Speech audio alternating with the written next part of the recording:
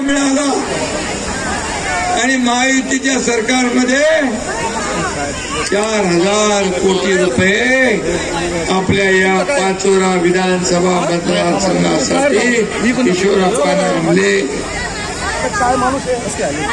आणि म्हणून शिवसेनेचा मुख्यमंत्री असताना देखील महाविकास आघाडीमध्ये आमदारांना हात चोळत बसायची आणि आम्ही उठाव केला. महाराष्ट्र विरोधी विकास विरोधी स्पीड ब्रेकरचं सरकार उलटावून टाकले.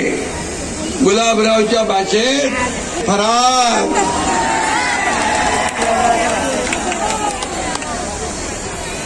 केलं नसतं तर काय झालं असतं, 4,000 कोटी मिळाले असते. आणि म्हणून मला आठवतं शासन आपल्या दारी यावेळेस मी इथं आलो होतो आणि लोक भाव होता, भूमिका होती किशोरप्पाची. नेतृत्व असावं, किशोरप्पासारखा असावा, लोकांच्या सातत्याने मदतीला धावून जाणारा असावा, घरात बसणारा नसावा. नाहीतर मी पण घरात बसतो, तुम्ही पण घरात बसा. आणि काय गुलाबराव काय कोमट पाणी प्या.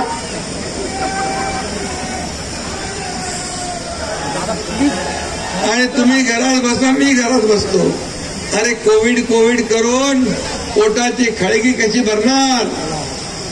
आणि म्हणून तेव्हा देखील किशोरप्पा लोकांमध्ये फिरला, कोविडग्रस्त लोकांना मदत केली, जीव धोक्यात घालून सगळ्यांना मदत करणारा किशोरप्पा काय, गुलाबराव काय, आमचे सगळे लोकप्रतिनिधी काय.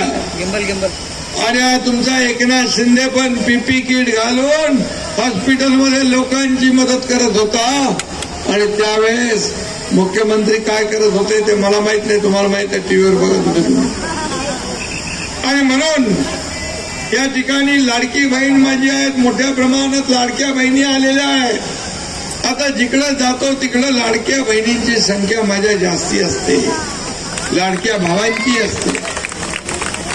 लाडकी बहीण योजना केली, विरोधकांनी त्याला विरोध केला, म्हणाले खोटी आहे, फसवी आहे, ही बंद नाही, पैसे मिळणार नाही. जसे आम्ही 2 खात्यामध्ये 2 हप्ते भरले, लगे विरोधक म्हणाले पैसे लवकर काढून घ्या, नाही तर सरकार काढून घेईल. अरे एक तर तुम्ही सांगितलं मिळणार नाही. अरे सरकार देणार आहे, घेणार नाही. ही देना बँक आहे, लेना बँक नाही. हे हप्ते घेऊन जेलमध्ये जाणार सरकार नाही, तर हप्ते माझ्या लाडक्या बहिणींच्या खात्यात भरणार सरकार आहे. 5 हप्ते भरले आणि या नोव्हेंबरचा पण हप्ता आम्ही ऑक्टोबरमध्ये भरला, आचारसंहितेमध्ये बाधा येऊ नये म्हणून. कारण विरोधकांनी काळं मांजर घातला असता आडवा, म्हणून आम्ही नोव्हेंबरचा हप्ता ऑक्टोबरमध्ये दिला. आता तुम्हाला मी सांगतो, जसा 20 नोव्हेंबर होईल, मतदान होईल, तसा तुमच्या खात्यात डिसेंबरचा हप्ता येऊन जाईल. ही सरकारची जिम्मेदारी आहे. आम्ही बोलतो तसं करतो. आणि या लोकांनी सांगितलं आम्ही याची चौकशी लावू, अमकं लावू, तमकं लावू. अरे तुम्हाला काय लावायचे ते लावा, तुमची वाट या निवडणुकीत माझ्या लाडक्या बहिणी लावल्याशिवाय राहणार नाही. या निवडणुकीत तुमचा करेक्ट कार्यक्रम झाल्याशिवाय राहणार नाही. माझे लाडके भाऊ पण इकडे आहेत, त्यांच्यासाठी पण आम्ही योजना आणली. मुख्यमंत्री युवा प्रशिक्षण योजना, 10,000 रुपये महिन्याला, 6,000, 8,000, 10,000. आणि आता आम्ही वचननाम्यात पूर्ण 10,000 करून टाकले. शेतकरी आहेत, शेतकऱ्यांसाठी आम्ही योजना केली. आता वचननामा हा महायुतीचा आमचा वचननामा केला 10 सूत्री. हा फक्त ट्रेलर आहे, पिक्चर अभी बाकी आहे. याच्यामध्ये पहिली योजना, लाडक्या बहिणींना 1,500 वरून 2,100 रुपये करण्याचा निर्णय आम्ही घेतला. माझ्या शेतकऱ्यांना कर्ज माफी करण्याचा निर्णय आम्ही घेतला. शेतकरी सन्मान योजना 12,000 होती. प्रधानमंत्री मोदीजींचे 6 आपले 6 ते 12च्या ऐवजी आता 15,000 रुपये मिळणार शेतकऱ्यांना. या राज्यात कुणी उपाशी झोपता कामा नये. भुकेलेला अन्न वस्त्र निवारा रोटी कपडा मकान देण्याचा निर्णय आम्ही घेतला. आणि जे ज्येष्ठ लोक आहेत वृद्ध आहेत त्यांना पेन्शन 1,500 होती ते 2,100 रुपये करण्याचा आम्ही निर्णय घेतलाय. रोजगार निर्मिती करण्याचा निर्णय घेतलाय. आणि 10 लाख बेरोजगारांना 10,000 महिन्याला देण्याचा विद्यावेतन अप्रेंटिसशिप देण्याचा निर्णय घेतलाय. 45,000 गावात पांढरे रस्ते बांधण्याचा निर्णय आपण घेतलाय. अंगणवाडी आणि आशा सेविकांना महिन्याला 15,000 रुपये देण्याचा निर्णय घेतलाय. आणि बिलाचं शेतीचं बिलाचं ते वीज बिल पूर्ण माफ करून टाकलंय. आता 0 बिल येईल. गुलाबराव चालू झालं का 0 बिल.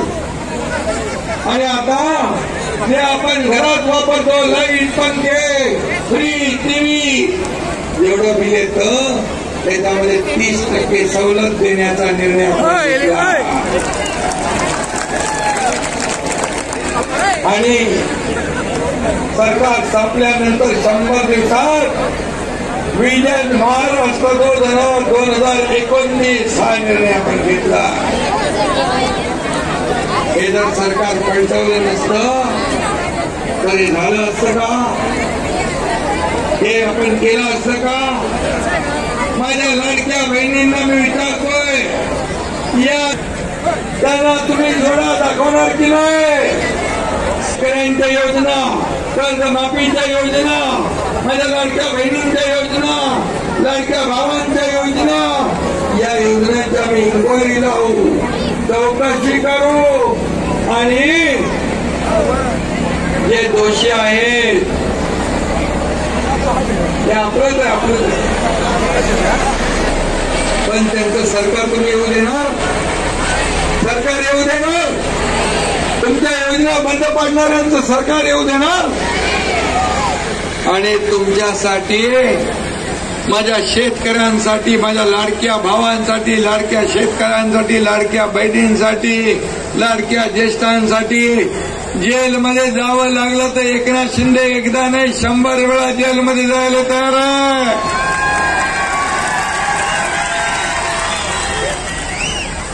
पण तुमच्यात हिंमत कुठे आहे? मनगटात ताकद लागते त्याला धाडस लागतं हिंमत लागते.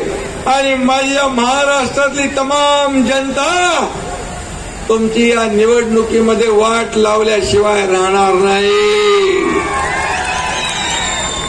फेक नरेटिव्ह पसरवून खोटे मतं घेता नंतर सांगता प्रिंटिंग मिस्टेक म्हणून आणि म्हणून हे फसवणारं फसवं जे विरोधी पक्ष अरे बाबा टाइम आणि म्हणून हे आपला वचननामा चोरणार हे थांब बदल अरे बाबा ते हेलिकॉप्टर उडावलं आता मला जायला लागेल बाहेर. दुसरं आलं दुसरं हे आप्पा अरे बंद कर. अरे बाबा 23 तारखेला येतो फटाके फोडायला यायचे.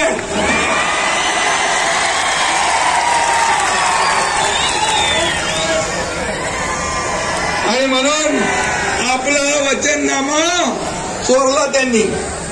आता महालक्ष्मी नावाची योजना काढली. अरे माझ्या या लाडक्या बहिणींना लक्ष्मींना तुम्ही नाराज केलंय. ही आता कडक लक्ष्मी बनवून तुमची पुरती वाट लावतीलच बघा. आणि याचा कॉपी केलेली आहे. कॉपी करून कोण पास होतो का? ओरिजिनल ते ओरिजिनल डुप्लिकेट ते डुप्लिकेट. आणि म्हणून या ओरिजिनल माणसाला तुम्हाला मतदान करायचं आहे. करणार ना? आप्पा माझा मानसपुत्र आहे. आप्पाला विकासाला खूप निधी दिला. जेव्हा 4,000 कोटी कधी घेऊन आला मला माहित पण नाही कळलं पण नाही. काय गुलाबराव, पुढच्या टप्प्यात हा मतदारसंघ मी दत्तक घेणार आहे, दत्तक. त्यामुळे चिंता करायचं काम नाही. या मतदारसंघातून वाहणाऱ्या अरे गिरीश भाऊचं तुमचं स्वागत आहे. आपण दोघं मिळून घेऊ.